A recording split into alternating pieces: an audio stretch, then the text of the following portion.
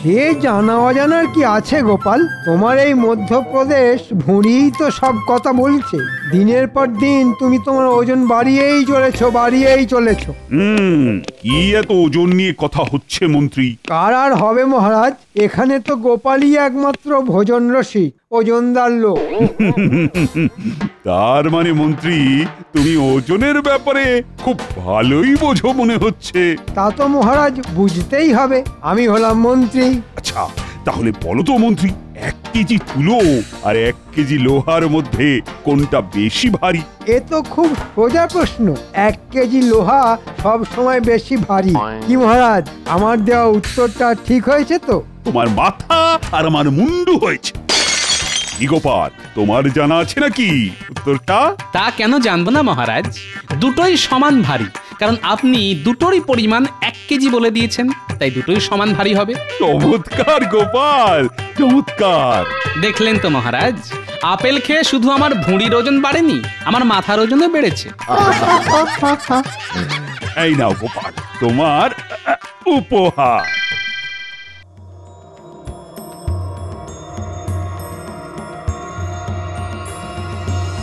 কি গো, তখন থেকে তুমি এপাশ আর ওপাশ করছো কেন বলো তো? রাগে আমার সারাটা গা জ্বলে যাচ্ছে। কেন কেন, কি হলো আবার? মহারাজ, এই একটা সামান্য প্রশ্নের উত্তর দেওয়ার জন্য গোপালকে একটা গয়না উপহার দিল। সে কি গয়না? হ্যাঁ, তোমার একটা ভালো দেখে গয়না দাও তো। আমার গয়না দিয়ে তুমি কি করবে? এই দাও দাও, আমার মাথায় এমন একটা বুদ্ধি এসেছে যাতে এবার গোপালের মহারাজের কাছ থেকে উপহার পাওয়া তো দূরের কথা, রাজসভাতেও আসা বন্ধ হয়ে যাবে। তুমি আমাকে এখন একটা গয়না দাও, কালকে দুপুরের মধ্যে তোমার গয়না তুমি ফেরত পেয়ে যাবে। তোমাকে শুধু আমি যেরকম বলছি তুমি সেরকম করবে। আচ্ছা ঠিক আছে, ঠিক আছে।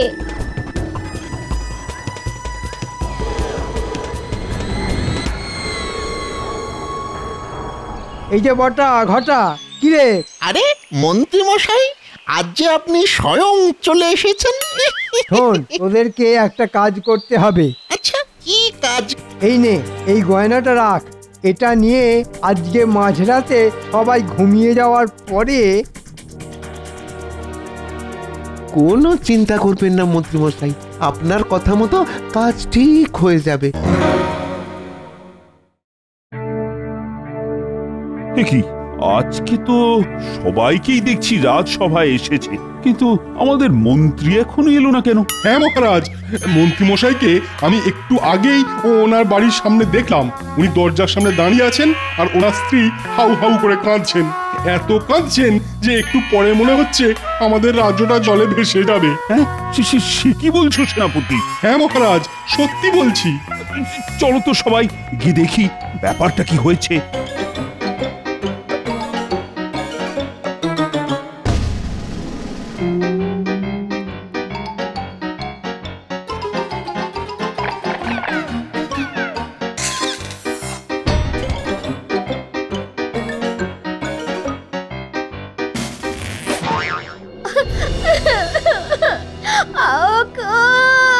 আমার কি সর্বনাশ হলো গো! আমার 5 ভরি সোনার গয়না। এই সকাল সকাল এরকম মরা কান্না কাঁদছো কেন? শান্ত হও মন্ত্রী বউ। মহারাজ, আমার বাড়ি থেকে আমার 5 ভরি সোনার গয়না চুরি হয়ে গেছে। হ্যাঁ, সে কি 5 ভরির গয়না? হ্যাঁ মহারাজ, আমি বিয়ের সময় পেয়েছিলাম, আমার সব শেষ হয়ে গেল। তোমাদের বাড়ি থেকে কে আবার চুরি করতে যাবে বলো তো মন্ত্রী? মহারাজ, কালকে সন্ধেবেলা আমাদের বাড়িতে গোপাল এসেছিল, তারপর থেকেই আমার গিন্নির গয়নাটা খুঁজে পাচ্ছি না। তার মানে কি বলতে চাইছেন মন্ত্রী মশাই আমি চোর? বলতে চাইছি না গোপাল, আমি বলছি আমি আপনার বাড়িতে আসিনি, তাই বলার কোনো প্রশ্নই ওঠে না। তাহলে চুরিটা করলো কি? এই রাজ্যে তো কত চোর ঘুরঘুর করছে, তাদের মধ্যেই নিশ্চয়ই কেউ করেছে। আমার তো মহারাজ গোপালকেই সন্দেহ হচ্ছে। গোপাল, আমি তোমাকে যথেষ্ট বিশ্বাস করি, তাই আবার জিজ্ঞেস করছি, তুমি সত্যি করে বলো তুমি মন্ত্রীর বাড়ি থেকে চুরি করেছো কিনা? হ্যাঁ গোপাল, বলো বলো। বলো গোপাল বলো। আরে ধুর মশাই, আমি গরিব হতে পারি কিন্তু চোর নই মহারাজ। ওগো ওগো আমার কি হলো গো? মহারাজ, এত জিজ্ঞেস করার কি আছে? সোজা গোপালের বাড়িতে গিয়ে তদন্ত করলেই হিসেব জলের মতো পরিষ্কার হয়ে যাবে। ঠিক আছে, তাহলে আর দেরি না করে সবাই গোপালের বাড়িতেই চলুন।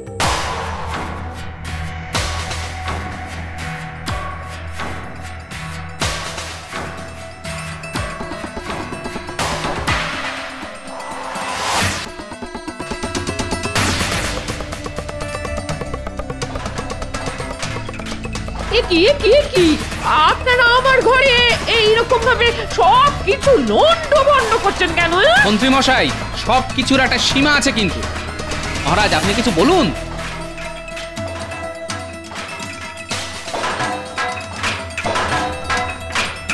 আপনারা ঘরের ভিতরে খোঁজাখুঁজি না করে বাইরে আসুন। আরে উঠোনে ওই গাছের ধারের মাটিটা কেমন উঁচু উঁচু লাগছে মনে হচ্ছে।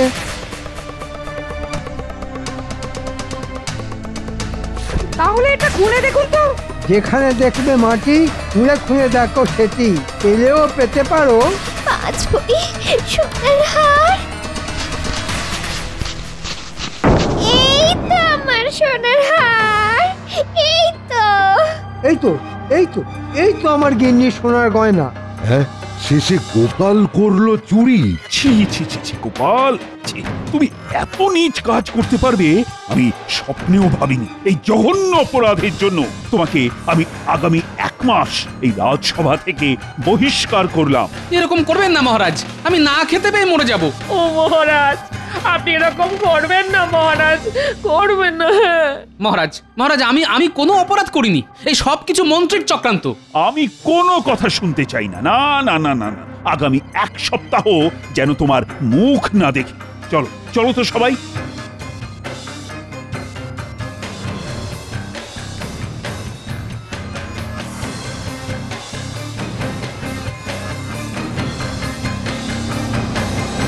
বিশ্বাস করো গিন্নি, আমি চুরি করিনি। এই সব কিছু মন্ত্রীর চক্রান্ত। আমি সব বুঝতে পারছি। হ্যাঁ, দুর্জনের কি ছলনা শেষ আছে? এই মোক্ষম জবাব আমি মন্ত্রীকে হাড়ে হাড়ে টের পাবো। না না না, আপনি কিন্তু এই কাজটা একদম ঠিক করেননি মহারাজ, ঠিক করেননি। কি করব বলো তো রানী, আমি তো নিজে চোখে দেখলাম গোপালের বাড়িতে গাছের পাশে পোঁতা ছিল মন্ত্রীর স্ত্রীর ওই গয়না। এই সম্পূর্ণ কৃষ্ণনগরে গোপালের চেয়ে সৎ ব্যক্তি আর দ্বিতীয় কেউ নেই মহারাজ। এই ব্যাপারটা আমার মোটেও বিশ্বাস হচ্ছে না। আমার মনে হচ্ছে এর মধ্যে একটা গভীর ষড়যন্ত্র লুকিয়ে আছে। হতেও পারে। এখন শুধু 1 মাসের অপেক্ষা।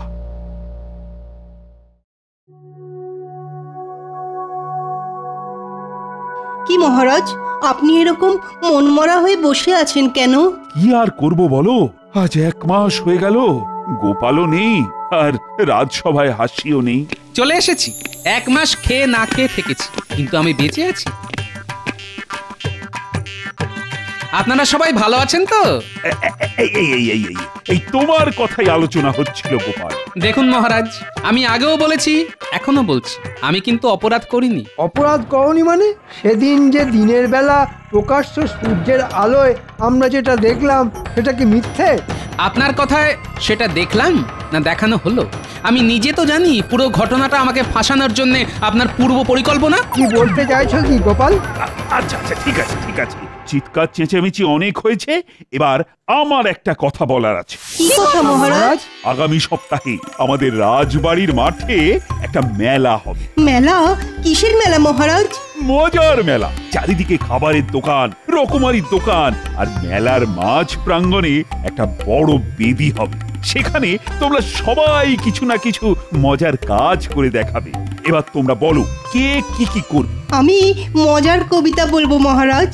আমি মহারাজ সুস্থ মানুষকে পাগল বানিয়ে দেখাবো। কি যাতা কথা বলছো বলো তো গোপাল, এই কখনো হতেই পারে?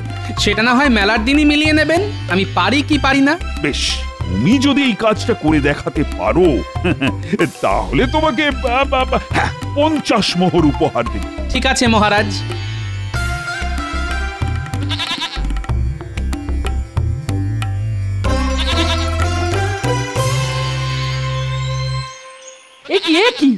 সঙ্গে করে কি নিয়ে এসেছো? এ হলো 5 মোহরের ছাগল। এই ছাগলই আমাকে 50 মোহর এনে দেবে। কি যা তা কথা বলছো? তোমার মাথাটা কি খারাপ হয়ে গেছে নাকি? মাথা খারাপ করব একজনের, তাই এই ব্যবস্থা। শোনো, কি করতে পারবে তো কাজটা? পারবো মানে? ভাবো পেরে গেছি।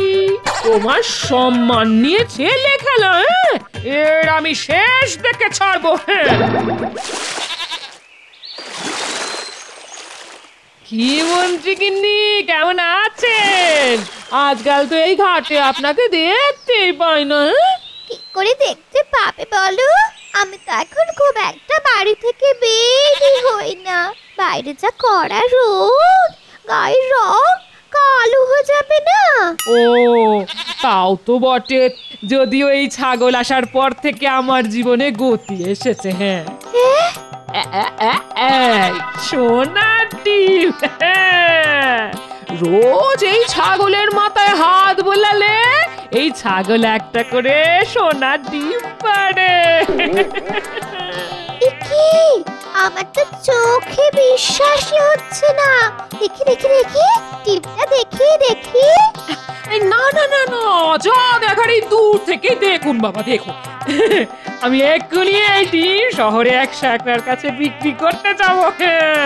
কি অবিশ্বাস্য! এ কোনো সাধারণ ছাগল নয়, এটা আশীর্বাদী ছাগল। যার হাতে একবার আসবে তার ভাগ্য খুলে যাবে। আমি চলি মন্ত্রী বউ, চলি।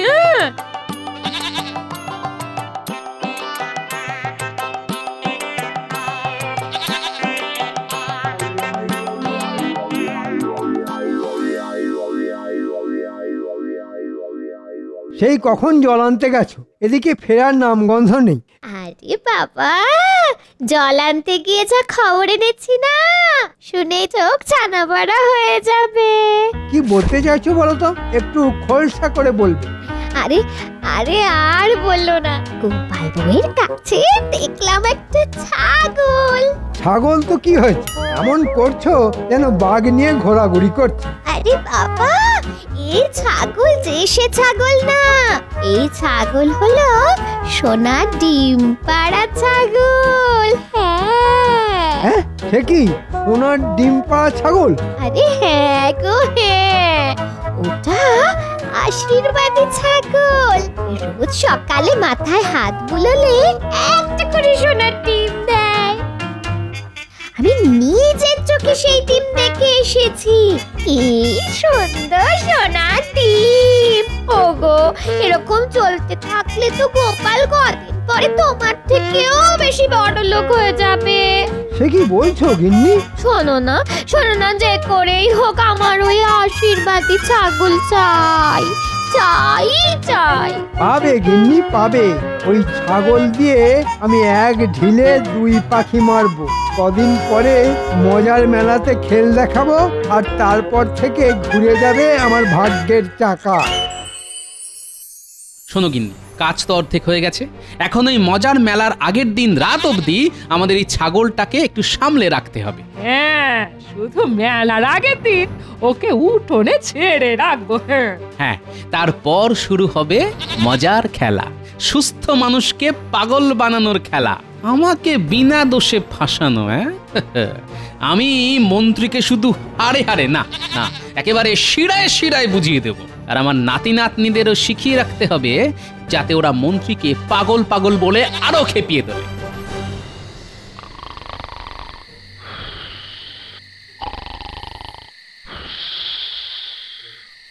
ঘটা, খুব সাবধানে কাজ করতে হবে কিন্তু।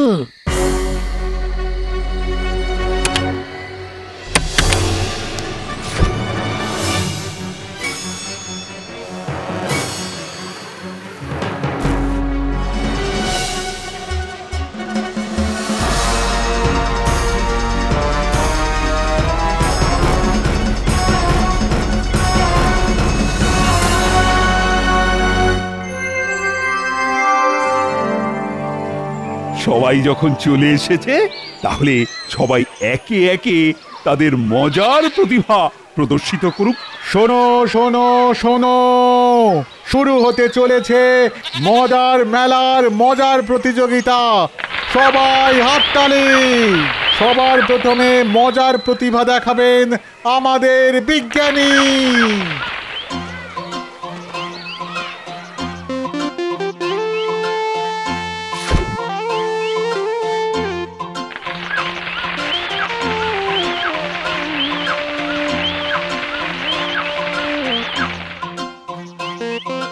দারুণ, দারুণ দারুণ বিজ্ঞানী, দারুণ বিজ্ঞানী, দারুণ।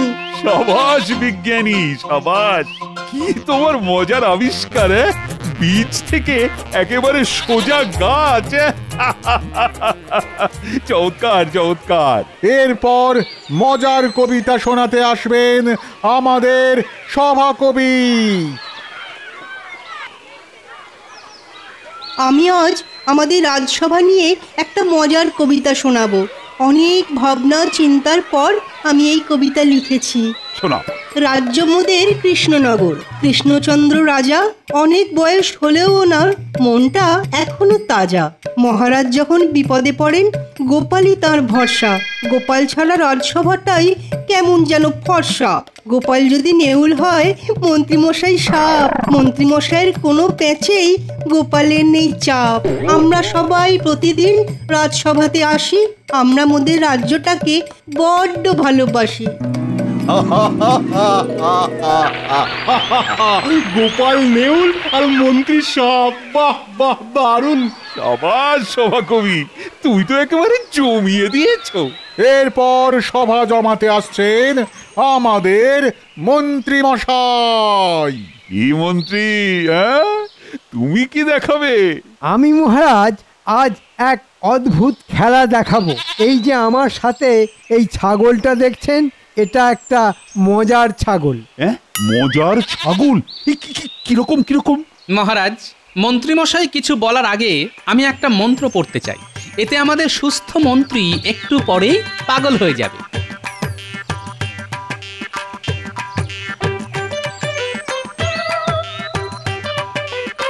নমস্য গিলি গিলি চিং বিচিং বিচিং ফাক ফকাশ ফকাশ ফু ফু।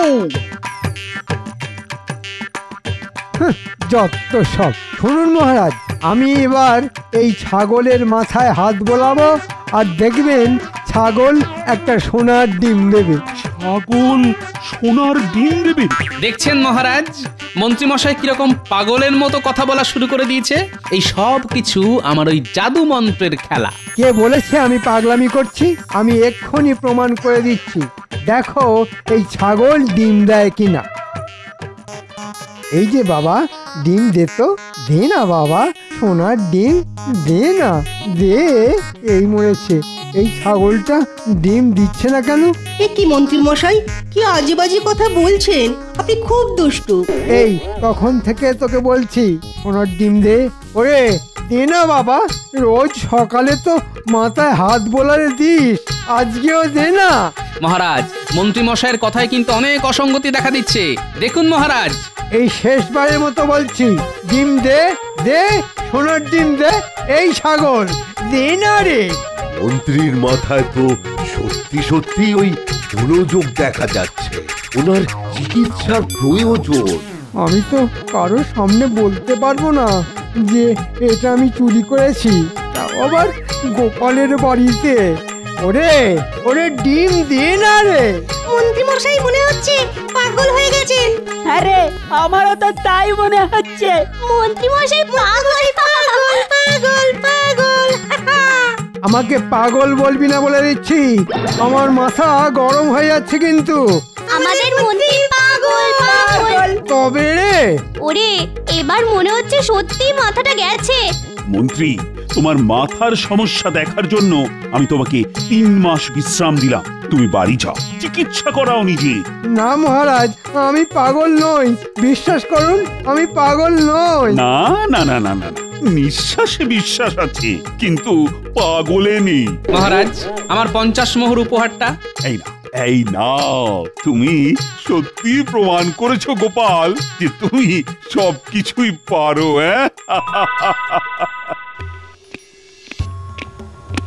দূর দূর, এখন 3 মাস বাড়ি বসে থাকো। 3 মাস বেতন পাবো না, এ নিশ্চয়ই গোপালের কোনো চাল। ঠিকই ধরেছেন মন্ত্রী মশাই, আমার চাল। আমি জানতাম আপনি এবং আপনার গিন্নি আমার পাতা ফাঁদে পা দেবেন, তাই এটা করেছি। আমি বিনা দোষে 1 মাস বাড়ি বসেছিলাম, আর এখন আপনি 3 মাস বসে থাকুন। গোপাল লক্ষ্মীটি, তুমি আমাকে বাঁচাও ভাই। 3 মাস বসে থাকলে না খেতে পেয়ে তার আগেই মরে যাব। বাঁচাতে পারি যদি আপনি মহারাজকে সব সত্যি কথা বলেন। ঠিক আছে, সব বলবো। চলুন তাহলে মহারাজের কাছে।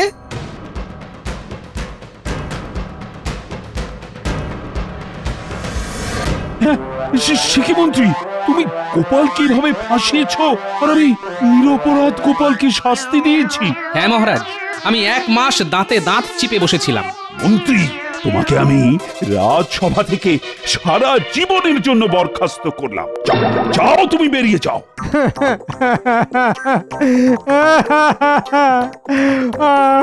মহারাজ, আমি মরে যাব। এরকম করবেন না মহারাজ, এরকম করবেন না। ওই দেখুন আবার পাগলামি করছে। একেই বলে ছাগল বানালো পাগল।